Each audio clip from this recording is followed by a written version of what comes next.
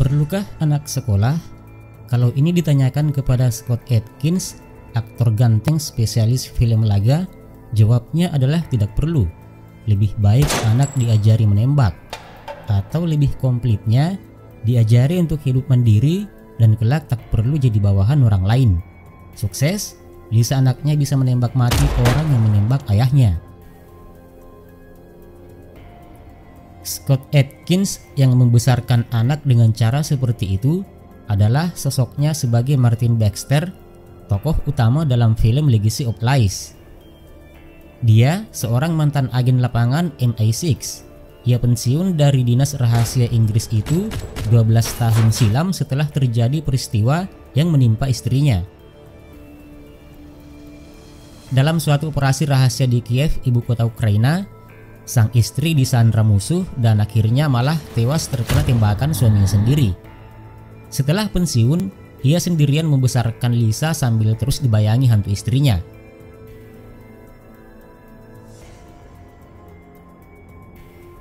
Martin dan Lisa tinggal di London. Sebagai mantan agen rahasia, Martin harus banyak sembunyi dan tinggal berpindah-pindah. Karena terus-menerus pindah tempat tinggal, Martin pun juga jadi sulit mendapatkan pekerjaan. Jalan termudah adalah karena punya badan kekar dan jago berkelahi, ia rutin mengikuti berbagai pertarungan tinju gaya bebas ilegal. Pekerjaan lain yang dijalani Martin adalah jadi petugas keamanan klub malam yang mewah. Pada suatu malam saat akan berangkat kerja, ia sempat terpaku ketika menonton berita televisi tentang serangan gas saraf terhadap aktivis oposisi Rusia, Sergei Skuratov, di sebuah konferensi internasional tentang evolusi rezim pemerintah Rusia. Berita itu mengingatkannya pada tugas terakhirnya, mengamankan satu tas kotak berisi gas saraf di Kiev. Meski berhasil mengamankan gas saraf, istrinya, yang mungkin juga seorang agen MI6, harus tewas tertembak. Peristiwa baku tembak yang terjadi di lapak rongsokan bus itu jadi adegan pembuka film, setelah dibuka dengan kredit title ala film James Bond.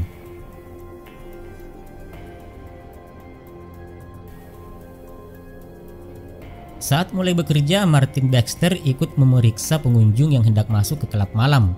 Seorang gadis yang diperiksa tasnya sempat menyapa dan menyebut namanya. Usai pemeriksaan, dompet gadis itu tertinggal di meja periksa. Ia membuka dompet dan menemukan kartu bertuliskan nama pemiliknya, Sasha Stepanenko. Beres dengan urusan jaga pintu masuk, Martin mendatangi Sasha dan mengembalikan dompetnya. Sasha bilang ia sengaja menjatuhkannya agar bisa bicara dengan Martin.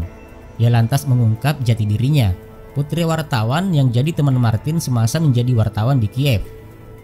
Martin dulu adalah agen MI6 yang menyamar sebagai wartawan saat bertugas di Kiev, tapi Sasha tidak pernah tahu.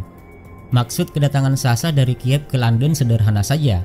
Ayahnya dibunuh sekelompok orang Rusia yang menghendaki file rahasia yang dicuri ayahnya. Sebagaimana sang ayah, Sasha juga wartawan. Ia ingin mendapatkan file rahasia itu dan mempubliskannya. File itu disimpan di safe deposit di sebuah bank di Kiev, dan Sasha sudah punya akses legal ke bank itu. Yang jadi masalah, sang ayah berpesan kalau file disimpan di dalam kotak berpassword. Dan yang tahu passwordnya hanyalah sahabat dekatnya, Martin Baxter. Usai Sasha bercerita, sekelompok pria bersenjata muncul dan terlihat akan menimbaki Sasha. Martin melihat dan segera menyelamatkan Sasha. Baku tembak dan perkelahian pun terjadi di klub malam. Keesokan harinya saat akan masuk mobilnya, Martin dipukul hingga pingsan oleh orang tak dikenal. Ia terbangun di sebuah lapangan tembak indoor dan terikat di kursi. Muncullah Tatiana yang ternyata pimpinan kelompok bersenjata Rusia yang menyerang Sasha di klub malam. Perempuan Rusia ini mengetok jari Martin dengan palu setiap kali Martin tak mau mengungkap di mana file milik ayah Sasha berada. Dan tak cuma file, Tatiana juga menginginkan kotak Novichok, gas saraf buatan Rusia, yang dulu diambil Martin di Kiev dan diyakini sekaligus jadi tempat penyimpanan file. Mereka akhirnya sepakat Martin diberi waktu 24 jam untuk mendapatkan file dan kotak gas itu. Jika tidak, Lisa yang sudah disandra akan dihabisi. Martin pun kemudian pergi ke apartemen Sasha dan bisa berjumpa dengannya. Keduanya lantas menyusun rencana aksi yang simpel, mencari password untuk membuka kotak penyimpanan dan kemudian datang ke bank. Masalahnya Martin merasa tak pernah diberitahu tentang password dan tak tahu kemana harus mencarinya. Setelah merenung sejenak, ia ingat ada tulisan pada kemasan pembungkus kotak Novichok dan ia yakin itu passwordnya. Ini artinya mereka harus melihat rekaman video kejadian di Kiev. Yang punya rekaman kejadian itu adalah CIA. Walhasil markas rahasia CIA di London pun disatroni. Martin harus menodongkan pistol untuk memaksa staf IT CIA untuk mengakses video peristiwa 12 tahun lalu. Ketika sedang mencetak cuplikan gambar pembungkus kotak, Trevor keburu datang bersama pasukan khusus CIA. Baku hantam dan baku tembak seru pun kembali terjadi. Martin bisa meloloskan diri dengan menjatuhkan diri dari jendela gedung bertingkat. Berhasil kabur, Martin dan Sasha lantas mencoba mengurai sandi yang ada di gambar bungkus file. Sayangnya upaya itu gagal karena sistem enkripsi gambar itu sudah diubah CIA. Di markasnya, Trevor menanyakan apa yang dicari Martin. Anak buahnya menunjukkan gambar bungkus file dan Trevor tahu cara mengurai enkripsinya. Sasha dan Martin lantas terbang ke Kiev. Tak lupa ia memberitahu Tatiana yang sudah akrab dengan Lisa dan sedang asik bersama-sama main tebak-tebakan pertandingan tinju agar menyusul ke Kiev dengan membawa Lisa. Martin dan Sasha akhirnya pergi ke bank di ibu kota negara pecahan Uni Soviet itu. Setelah yakin mobil yang membuntuti mereka juga sudah tiba di bank, Sasha segera masuk ke bank sendirian. Setelah menemui manajer bank, ia diantar ke ruang safe deposit box. Saat ditinggal sendiri, ia segera menelpon Martin dan memberitahu akses menuju ke ruangan itu. Setelah melumpuhkan sejumlah penjaga dan sengaja membunyikan alarm, Martin bisa bergabung dengan Sasha. Trevor dan Selenko masuk ke bank bersama pasukan bersenjata lengkap. Ketika alarm berbunyi, mereka langsung minta diantar ke ruang safe deposit box. Trevor pun langsung masuk dan disambut todongan pistol Martin. Trevor baru sadar kalau Martin sengaja membiarkan dirinya mengikuti jejaknya ke Kiev karena dirinya yang tahu password untuk membuka kotak itu, atau lebih tepatnya password untuk membuka kotak Novichok, alias kotak berisi gas saraf yang sekaligus dipakai untuk menyimpan file. Tak punya pilihan lain, Trevor pun menyebutkan passwordnya. Sasha pun berhasil membuka kotak Novichok. Dengan menggunakan Trevor sebagai sandera, Martin dan Sasha meloloskan diri dari bank. Ketika istirahat di tepi sungai, sekaligus membersihkan luka serempetan peluru di lengan Martin, Sasha menodong Martin dan mengambil kotak Novichok. Ia menuduh Martin bermitra dengan Trevor.